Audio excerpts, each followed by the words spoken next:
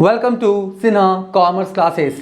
क्या आपके सिलेबस में income tax law and accounts का पेपर पढ़ना है तो ये वीडियो आपके लिए है। आज के इस वीडियो में हम लोग जानेंगे कि इनकम टैक्स क्या होता है और इनकम टैक्स का जो साइलेंट फीचर्स है या इसी को हम लोग करैक्टरिस्टिक्स भी बोल सकते हैं या इसी को हम लोग एसेंशियल एलिमेंट्स भी बोल सकते हैं। तो आज के इस वीडियो में जानेंगे कि इनकम टैक्स क्या होता है और इनकम टैक्स का क्या क्या फीचर्स होता है, क्या क्या करैक्टरिस्टिक्स होता है या क्या क्या एसेंशियल एलिमेंट्स होता है, उसके बारे में जानेंगे। ये क्या होता है, ये जो क्वेश्चन है आपका थ्योरी में हमेशा पूछा जाता है। तो चलिए स्टार्ट करते हैं। सबसे पहले हम लोग जानेंगे क्या कि इनकम टैक्स क्या होता है। सिंपल सा बात है कि इनकम पे जो टैक्स लिया जाता है गवर्नमेंट के द्वारा उसी को हम लोग क्या बोलते हैं, इनकम टैक्स। तो देखिए मीनिंग लिखा है, बोलता है income tax is a tax charged on the annual income of an individual or business earned in a financial year। कहने का मतलब है एक इंडिविजुअल व्यक्ति के द्वारा किसी फाइनेंशियल इंस्टीट्यूशन, ऑर्गेनाइजेशन, कंपनी के द्वारा आपका फाइनेंशियल ईयर में जो आपका प्रॉफिट हुआ है, जो आपका एनुअल इनकम हुआ है, उस पर जो चार्ज किया जाता है, पैसा लिया जाता है गवर्नमेंट के द्वारा, उसी को हम लोग क्या बोलते हैं, टैक्स। क्या बोलते हैं, टैक्स। तो सिंपल सा लिखा है कि कोई इंडिविजुअल व्यक्ति, फर्म, ऑर्गेनाइजेशन, इंस्टीट्यूशन या कंपनी फाइनेंशियल ईयर में जो आपका एनुअल इनकम हुआ है उस पर गवर्नमेंट के द्वारा जो आपका चार्ज किया जाता है, जो पैसा लिया जाता है, उसी को हम लोग क्या बोलते हैं, इनकम टैक्स। या जो टैक्स लिया जाता है उसी को क्या बोलते हैं, इनकम टैक्स। मतलब इनकम पे जो टैक्स लिया जाता है गवर्नमेंट के द्वारा किसी इंडिविजुअल व्यक्ति पर, ऑर्गेनाइजेशन, इंस्टीट्यूशन या कंपनी पर, उसी को हम लोग क्या बोलते हैं, इनकम टैक्स। ठीक है जी। अब इनकम टैक्स का हम लोग क्या समझेंगे, salient features of income tax या इसी को बोल सकते हैं आपका करैक्टरिस्टिक्स या essential elements of income tax. तो लगभग मैंने 11 पॉइंट्स लिखा है, ध्यान से देखिएगा, सारा कॉन्सेप्ट क्लियर करने का कोशिश करूंगा। सबसे पहला फीचर्स बोलता है आपका इनकम टैक्स का कि income tax is a direct tax. Income tax कौन सा टैक्स है, डायरेक्ट टैक्स। अब आपके मन में सवाल होगा कि डायरेक्ट टैक्स किसे कहते हैं। ध्यान सुनिए, बोलते वैसा टैक्स कि जिस व्यक्ति पे लगाया गया उसी को भुगतान करना पड़ेगा गवर्नमेंट को, उसी को हम लोग क्या बोलते हैं, डायरेक्ट टैक्स। मतलब जिस आपका पर्सन हो, कोई ऑर्गेनाइजेशन, इंस्टीट्यूशन या कंपनी हो, उसी पे टैक्स लगाया गया है जिसको टैक्स का भुगतान गवर्नमेंट को देना पड़ेगा, उसे क्या बोलते हैं, डायरेक्ट टैक्स। मतलब वैसा टैक्स जिस पे लगाया गया उसी को भुगतान करना पड़ेगा गवर्नमेंट को, उससे हम लोग क्या बोलते हैं, डायरेक्ट टैक्स। जैसे मान लेते हैं कि कोई मिस्टर राज है, तो मिस्टर राज पे टैक्स लगाया गया है, तो मिस्टर राज को ही भुगतान करना पड़ेगा गवर्नमेंट को। ऐसा नहीं है कि मिस्टर राज की जगह पे मिस सिमरन क्या करेंगी, टैक्स का भुगतान करेंगे। नहीं, जिस पे टैक्स लगाया गया है उसी को टैक्स का भुगतान करना पड़ेगा, उसी को क्या बोलते हैं, डायरेक्ट टैक्स। ऐसा मान लेते हैं जियो लिमिटेड है, तो जियो लिमिटेड पे टैक्स लगाया गया तो जियो लिमिटेड को ही भुगतान करना पड़ेगा।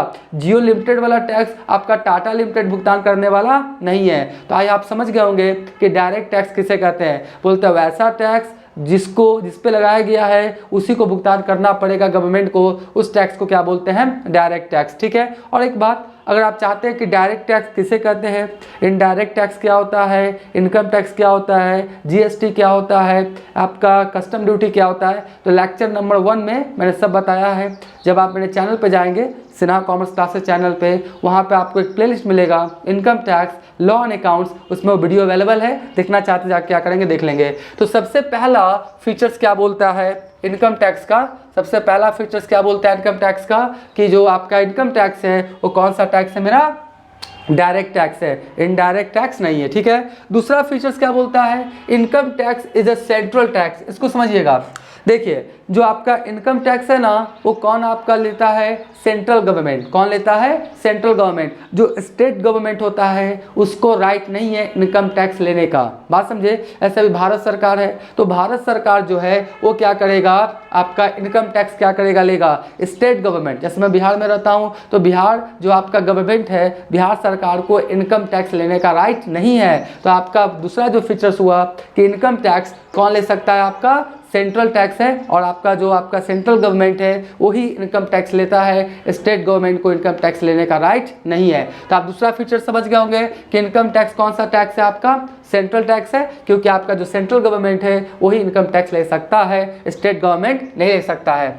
तीसरा जो फीचर्स है, income tax is computed upon total income of previous year. बात को समझिए, इनकम टैक्स जो लगाया जाता है ना वो प्रीवियस ईयर के इनकम पे। मैं थोड़ा समझाना चाहूँगा अभी आपको कि प्रीवियस ईयर किसे कहते हैं और असेसमेंट ईयर किसे कहते हैं। बहुत सारे स्टूडेंट्स लोग यही नहीं समझ पाते हैं कि प्रीवियस ईयर क्या होता है और असेसमेंट ईयर क्या होता है। तो प्रीवियस ईयर असेसमेंट ईयर जानने से पहले हम लोग थोड़ा सा समझेंगे कि फाइनेंशियल ईयर क्या होता है। देखिए फाइनेंशियल ईयर यानी वित्तीय वर्ष क्या होता है। ऐसे 1 अप्रैल से लेकर 31 मार्च, जैसे मान लेते हैं ना, यहाँ पे लिखते हैं हम लोग क्या कि 1/4/2024, ठीक है, 1/4/2024 और इधर लिखते हैं क्या 31/3/2025। आई होप आपको दिखाई पड़ रहा होगा 1/4/2024 से 31/3/2025, ठीक है।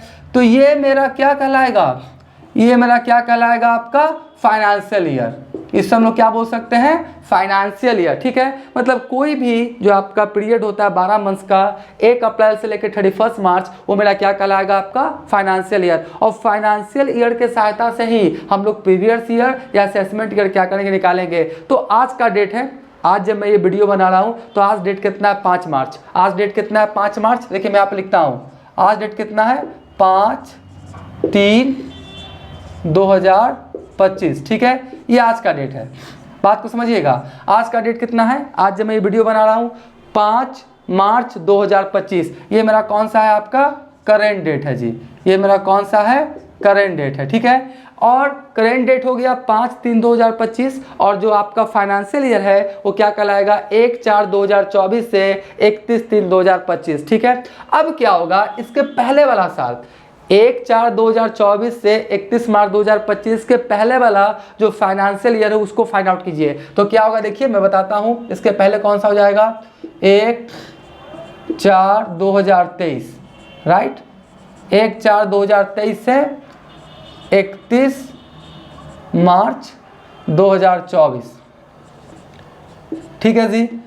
ये क्या हो गया आपका, ध्यान समझिएगा, ये क्या हो गया, ठीक इसके पहले वाला प्रीवियस ईयर, ये मेरा कौन सा ईयर कहलाएगा आपका प्रीवियस ईयर, ठीक है। तो आपका 1/4/2023 से 31/3/2024, ये मेरा कौन सा ईयर हुआ प्रीवियस ईयर, ठीक है। और ये कौन सा हुआ आपका 1/4/2024 से 31 मार्च 2025, ठीक है।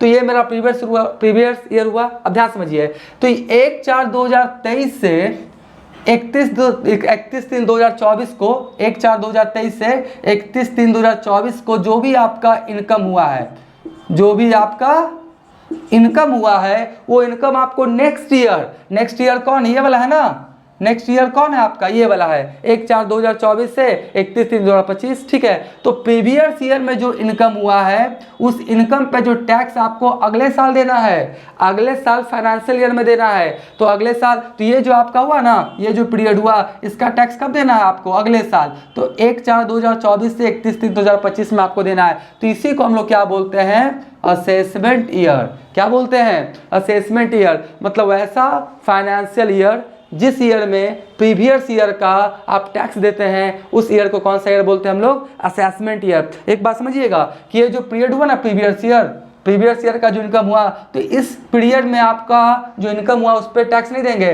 वो कब देंगे, उसके अगले वाले फाइनेंशियल ईयर में, ठीक है। तो जिस ईयर में आप टैक्स देंगे उसी को क्या बोलेंगे, असेसमेंट ईयर। आई वो बातों को समझ गए होंगे। एक बार फिर से साधारण शब्दों में बोलते हैं असेसमेंट ईयर उस ईयर को बोलते हैं जिस ईयर में पिछले साल जो आपने अर्निंग किया है उसका टैक्स का भुगतान करना पड़ेगा। कभी भी आपका जो प्रीवियस ईयर हुआ इसी ईयर में इसी ईयर का टैक्स दिया जाता नहीं है। अब आप जो 1/4/2024 से 31/3/2025 में जो भी अर्न करेंगे उसका अगला साल जो आएगा 1 अप्रैल 2025 से 31 मार्च 2026 में उसमें आपको भुगतान करना पड़ेगा इस ड्यूरेशन का इनकम, ठीक है। आई होप बातों को समझ गए होंगे। तो वही बोलता क्या है यहाँ पर, क्या बोलता है कि income tax is computed upon total income of previous year.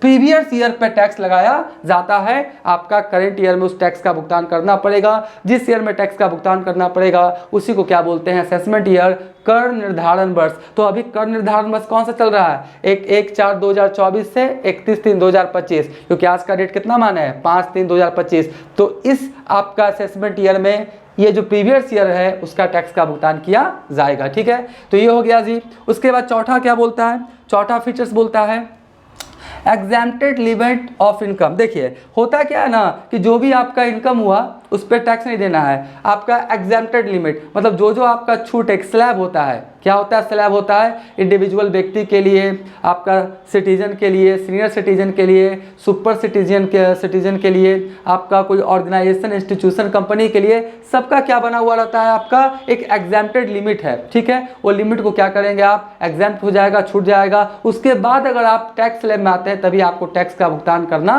पड़ेगा। ठीक है, और हर साल जनरली क्या होता है, चेंज होता है। अभी तुरंत आपका बजट आया था जिसमें आपका 12 लाख तक का जो इनकम है वो एग्जैम्प्टेड कर दिया गया, उस पर किसी तरह का आपको टैक्स देना नहीं है। तो हर साल वो चेंज होते रहता है। ठीक है, उसके बाद ये भी एक फीचर्स हो गया।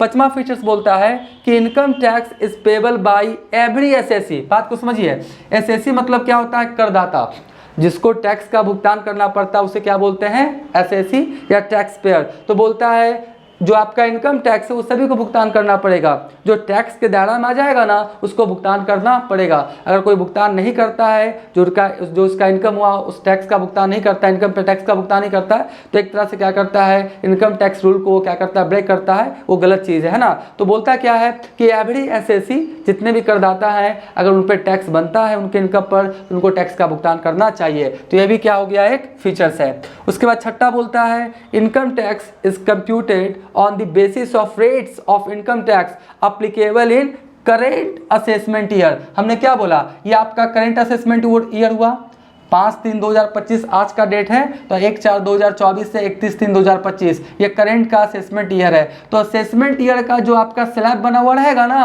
उसी स्लैब के अनुसार प्रीवियस ईयर जो इनकम हुआ उसका आपको टैक्स देना पड़ेगा। ठीक है, तो वही बोलता क्या है कि जो भी आपका रेट्स है उसी रेट्स पे आपको भुगतान करना पड़ेगा करेंट असेसमेंट ईयर में, प्रीवियस ईयर में जो इनकम हुआ है उस इनकम पर। ठीक है, तो ये भी एक फीचर्स हुआ। फिर सातवां बोलता है income tax is paid in current assessment year. वही बात आ गया कि इनकम टैक्स कब होता है, करेंट असेसमेंट ईयर में पेमेंट किया जाता है। कभी भी करेंट ईयर का इनकम करेंट ईयर में भुगतान किया जाता नहीं है। करेंट ईयर के इनकम पे, करेंट ईयर के इनकम पर आपका करेंट ईयर में टैक्स का भुगतान किया नहीं जाता है। प्रीवियस ईयर के इनकम पर करेंट ईयर में भुगतान किया जाता है। जिस ईयर में आप भुगतान करते हैं प्रीवियस ईयर का इनकम, उसी को हम लोग असेसमेंट ईयर के नाम से जानते हैं। ठीक है, उसके बाद ये भी आपका हो गया एक। उसके बाद आठवां बोलता है income tax is grouped in various slabs. बहुत अच्छा पॉइंट है, सबका क्या हुआ, एक स्लैब्स बना हुआ है। क्या बना हुआ है, स्लैब, कहाँ से कहाँ तक, जैसे होगा 2.5 लाख से लेके 5 लाख तक, 5 लाख से लेके 10 लाख तक, 10 लाख से लेके 15 लाख तक, तो स्लैब बना हुआ है। तो जितने भी वेरियस ग्रुप्स हैं, वेरियस ग्रुप्स कौन कौन हो सकता है, इंडिविजुअल व्यक्ति हो सकता है। इंडिविजुअल व्यक्ति में भी आपका सिटीजन होगा, आपका सुपर सिटीजन होगा, ये सब एज रहता है कितना से इतना एज तक। ठीक है, तो आपका क्या होगा, स्लैब बना हुआ है जी, आपका ऑर्गेनाइजेशन, इंस्टीट्यूशन, कंपनी का स्लैब बना हुआ है, उसी स्लैब के अनुसार आपको टैक्स का भुगतान करना पड़ता है। ठीक है जी, तो आपका क्या हुआ, ये भी एक फीचर्स हो गया। उसके बाद बोलता है क्या, नौवां बोलता है levied as per Indian Constitution. बात को समझिएगा, इनकम टैक्स किस आपका कॉन्स्टिट्यूशन या आपका नियम के तहत लिया जाता है। तो मैंने ब्लू पेन से लिखा है, थोड़ा सा आप इसको याद कर लीजिएगा। ब्लू पेन से लिखा है कि इनकम टैक्स किस कॉन्स्टिट्यूशन नियम के आपका क्या बोलते हैं सहायता से लिया जाता है। तो बोलता क्या है, income tax is levied in Indian by virtue of entry of, यहाँ समझिएगा, number of 82 of list 1 union list of 7th schedule of the article 246 of the constitution of India. मतलब ये जो ब्लू पेन से लिखे हैं ना, ये जो ब्लू पेन से लिखे हैं, बोलता है क्या, इस कॉन्स्टिट्यूशन नियम के अनुसार आपका इनकम टैक्स आपका सेंट्रल गवर्नमेंट आपका चार्ज किया जाता है। सेंट्रल गवर्नमेंट क्या करता है, लेता है, किसी ना किसी नियम के तहत लेगा ना, रूल्स के तहत लेगा ना, तो इस रूल्स के तहत क्या करता है, आपका सेंट्रल गवर्नमेंट आपका इनकम टैक्स चार्ज करता है। ठीक है जी, उसके बाद क्या बोलता है, उसके बाद 10वां पॉइंट हो गया ना, बोलता है incidence of tax on high income person. देखिए इनकम टैक्स जो वसूल किया जाता है सेंट्रल गवर्नमेंट के द्वारा। तो जनरली इस तरह से स्लैब बनाया जाता है कि ज़्यादा इनकम होगा तो ज़्यादा टैक्स चार्ज किया जाएगा, ज़्यादा इनकम पे ज़्यादा टैक्स चार्ज किया जाएगा। अगर बहुत कम इनकम है 2 लाख 5 लाख 10 लाख, अभी तो 12 लाख तक एग्जाम्प्टेड कर दिया गया है इस आपका वित्तीय वर्ष से, तो जनरली कम इनकम पे ज़्यादा टैक्स लिया जाता नहीं है। हाँ, हाई इनकम रहेगा तो ज़्यादा टैक्स देना आपको पड़ेगा। तो इस तरह से स्लैब बनाता है कि ज़्यादा आपका इनकम होगा तो हाई टैक्स आपको देना पड़ेगा। तो ये भी क्या हुआ, एक फीचर्स है जी। उसके बाद बोलता है distribution of income from income tax. देखिए एक बात तो सही है कि आपका इनकम टैक्स कौन लेता है, सेंट्रल गवर्नमेंट। कौन लेता है, सेंट्रल गवर्नमेंट। तो सेंट्रल गवर्नमेंट लेता है, लेकिन वो जो आपका इनकम टैक्स का पैसा है आपका जो स्टेट गवर्नमेंट है उसको भी क्या करता है, डिस्ट्रीब्यूट करता है। जैसा वो डिमांड करता है स्टेट गवर्नमेंट तो सेंट्रल गवर्नमेंट क्या करता है, उसको पैसा भेजता है। ऐसा नहीं है कि इनकम टैक्स का पैसा सेंट्रल गवर्नमेंट लिया और सेंट्रल गवर्नमेंट ही क्या करेगा, सारा खर्च करेगा। नहीं, आपका अगर स्टेट गवर्नमेंट मांगता है कि हमको पैसा का मदद कीजिए तो आपका इनकम टैक्स का कुछ पार्ट आपका सेंट्रल गवर्नमेंट स्टेट गवर्नमेंट को भी दे सकता है और देता है। ठीक है, तो ये क्या था आपका एंटायर क्या था, फीचर्स था। ठीक है, अब सभी में क्या करेंगे आप, अगर हिंदी मीडियम वाले हैं तो हिंदी में 4-5 लाइन लिख लेंगे, इंग्लिश मीडियम वाले हैं तो इंग्लिश में लिख लेंगे। तो इस तरह से आपका क्या बन जाएगा, नोट्स। तो ये आपका थ्योरी पॉइंट ऑफ व्यू से ये आपका जो पेपर हुआ income tax law and accounts उसमें जनरली पूछा जाता है। तो आप क्या करेंगे, लिख लेंगे, हिंदी वाला हिंदी में, इंग्लिश वाला इंग्लिश में। ये मैंने पॉइंट्स लिखा है तो इससे आपका क्या बन जाएगा, नोट्स। ठीक है, पहले आप क्या करें, इसका स्क्रीनशॉट ले लें।